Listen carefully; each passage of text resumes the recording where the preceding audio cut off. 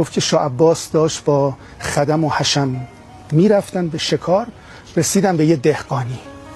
گفت از رفقا چه خبر؟ شاه عباس گفت به سنگ تفرقه دوچار شدن. گفت از دوری ها چه خبر؟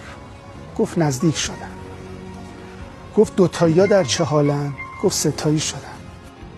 گفت مگه 3 رو به 9 نزدی؟ گفت زدم نگرفت. گفت به پا ارزون نفروشی؟ گفت چشم. و رفت.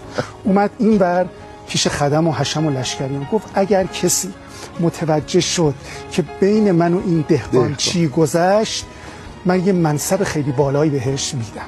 خب گذشت، اینا سریع اومدن پیش دهقان. این رازو به ما بگو. گفت نه. گفت هر چی بخوای بهت میدیم. گفت نه، من دهن لغ نیستم، مثل این دیالوگ فیلم ها. بگو هر کی یه قیمتی داره، قیمتت چقدره؟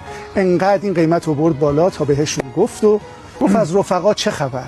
گفت به سنگ تفرقه دوچار شدن. ادبیات ما همیشه به دندان میگه رفیق، چون همیشه با همونه، در جویدن، در خوردن، در لذت بردن از خوردن. گفت از رفقات چه خبر؟